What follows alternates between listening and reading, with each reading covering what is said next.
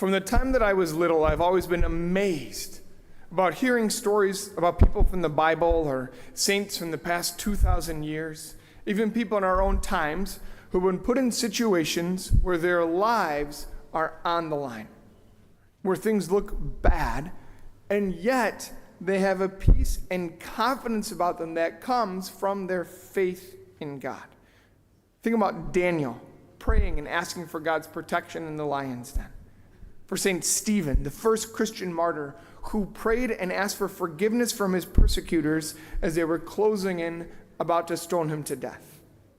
I think of St. Maximilian Kolbe, who while inside a Nazi concentration camp, when men were being selected to be placed in starvation bunkers, he stepped forward and he offered to take the place of a man who was pleading that his life be spared because he needed to get home to see his wife and his children. Closer to home, I think of people having faith in the midst of horrible hardship. I can't think about my dear friend Anna Miller, who when she was just 22 years old, less than 24 hours before she died, as I was kneeling at her bedside, she confidently told me that she wasn't scared or afraid because she knew that God was holding her. Right? I'll admit right now, as a priest, I have moments in my own life where things that aren't even close to being life to death matters completely rattle me and leave me feeling like my faith is paper thin. Where I end up wondering, what would happen if I was actually faced with something definitive, where I had to choose to remain steadfast in faith or collapse in fear? And I'll tell you right now, when these moments of fear come, that they're always pretty quickly followed up by my requesting of Jesus the same thing the apostles asked him in the gospel. Lord, increase my faith. How often have you found yourself in a difficult situation where things are out of your control? The road life is headed down looks bleak. Maybe you find yourself without much hope. And in the midst of this, you find yourself trying to reach out to God in prayer, or trying to convince yourself that God is in control, only to find that even after making that prayer, you still feel unsettled, you still feel off, right? Or have you ever simply felt like God is calling you to do something that's beyond what you have the power to do? Have you ever found yourself in this place where you're weighed down and you desperately just cry out, Lord, increase my faith? Well, to put it in context, I'll tell you that the apostles, they made this desperate request because they felt the same way we feel at times. They make in today's gospel, the very first thing that it says in the selection that we had was the apostles said, Jesus, increase our faith, right? What we're not given in today's gospel is what immediately preceded this, right? They made this request immediately after Jesus had given two very direct teachings. The first was explaining that they need to make sure that they always avoid having their actions or behaviors cause others to fall into sin or to stumble. And Jesus explicitly warns that a great punishment will come against those who cause any little ones to fall into sin. That's heavy. Right? Then immediately after that, Jesus commands that if someone sins against you 7 times in one day and asks for forgiveness 7 times, that you have to forgive them. And it was in response to these daunting requirements that the apostles asked Jesus to increase their faith. In the face of such demands from Jesus, they feel like they need more faith or they're going to fall short. Let's put ourselves in their shoes. And I don't think we even have to imagine it to do so. Parents, do you ever feel like you need more faith in order to carry out Jesus' command to never lead little ones into sin? To make sure that you never provide a bad example for your children? Or that you need more faith just to keep your head above water in raising your kids? My guess is all parents feel like they need more faith to carry out the task that Jesus entrusts them with. And then comes the forgiveness part. I don't know about you, but sometimes it can be hard to forgive someone one time for one thing they do. But if somebody sins against me 7 times in one day, that would be next to impossible to keep going after just the second time. Lord, increase my faith. I'm sure right here and right now you can add your own examples of places in your life at this very moment where you feel like you need more faith And where it feels if you just had just a little more faith, you'd be able to make it through. But where things stand right now, maybe it feels like you just don't know. And I think our initial expectation would be that Jesus would respond to this request by saying, okay, you're asking for more faith. Here it is. Thanks for asking. That's not what Jesus said in the gospel, is it? He said, if you have faith the size of a mustard seed, you would say to this mulberry tree, be uprooted and planted in the sea, and it would obey you. Now, I don't know about you, but at first glance, when I hear this, I always think to myself, well, then Jesus must be rebuking them for not having enough faith. Because I don't know about you guys, I know that right now I can't talk to a tree and make it be uprooted. I can't do it. So then I think to myself and I conclude that I must not have faith even the size of a mustard seed. That is not what Jesus is getting at all. In fact, it's the exact opposite. Because they aren't simply asking Jesus for faith. Right? They aren't saying, Jesus, give us faith. They're asking for more faith. Right? They say, Lord, increase our faith. How can you ask for an increase in something if you don't already have some of it in the first place?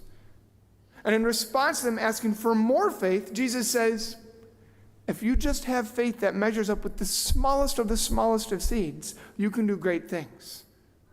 In other words, he's saying, you already have what it takes. You don't need more faith. You have sufficient faith.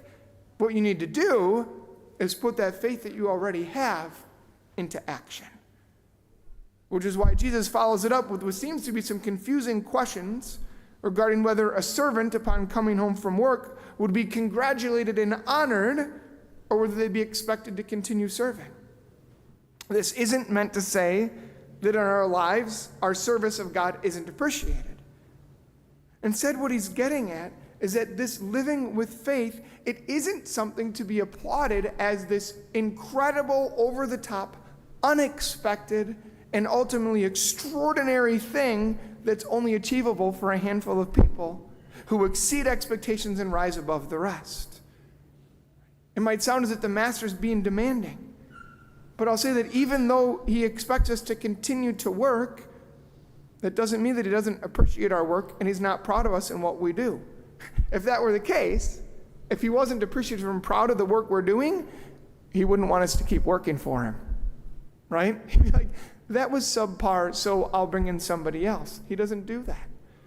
And to take it one step further, right before Jesus took a lot of steps while carrying the cross, he himself took the place of the servant at the Last Supper as he washed his apostles' feet and told them that he no longer called them servants, but he calls them friends. He assures us that we're his friends if we do what he asks us to do. So what this all comes down to is not the question of if you have enough faith to handle and endure what's on your plate, but rather, are you willing to put the faith that you have into action? Jesus is telling us, he is telling you that you have sufficient faith for the mission that he has for us. He says this to every single one of us. We have the faith that it takes. But are we willing to step out and act with this faith? And perhaps as I say, you have what it takes, maybe you think to yourself, no, that feels wrong, right? It feels like I'm wrong because you feel like you don't have faith. Well, I'm really happy to tell you right now that faith isn't a feeling. Faith is a conviction that allows us to act upon what we believe. And if it seems like you don't have faith because you don't have it all figured out, I don't have it all figured out, right? And if you did know it all, if you had it perfectly figured out, then you wouldn't need faith. Because faith is precisely what steps up and provides what we need when we don't fully know something. If we know it all, we don't have faith, we have knowledge, right?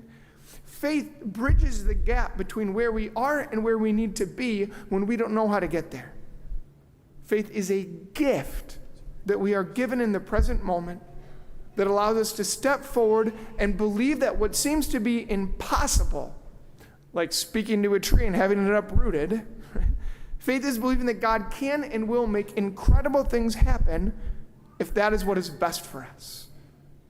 Faith is what helps us continue forward when we ask for something and God says no, because he knows that he has a better plan. Faith is what helps us continue forward when we don't understand at all how what God might allow could ever be better than what it is that we were asking for.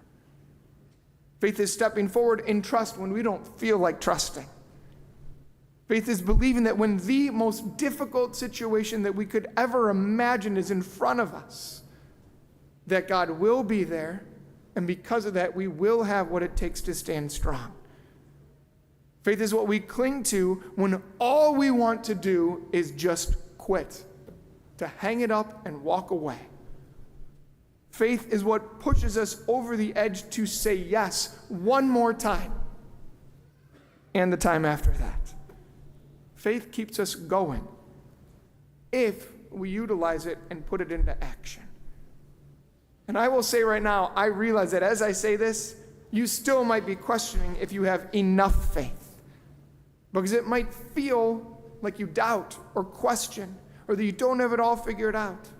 But even in the midst of those things, if you step forward and continue to believe, if you have a desire to learn more, so long as you keep taking a step at a time, that ability to step forward, no matter the dilemma, no matter the burden, no matter the cross, that willingness to hope, that willingness to continue forward, that is faith. Your belief, your desire to follow and serve, all that might seem so small.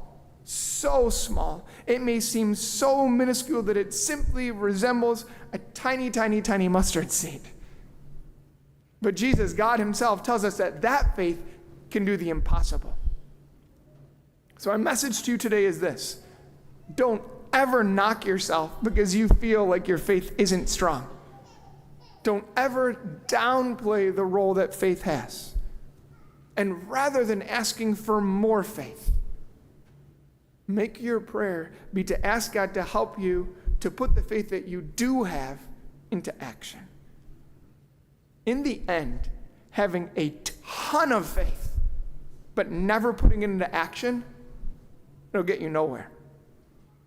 But having the tiniest bit of faith and letting it lead you will get you to heaven. So trust in God. Let him lead you and live by faith so God can carry you through and bring you to a place that you've only ever dreamed is possible.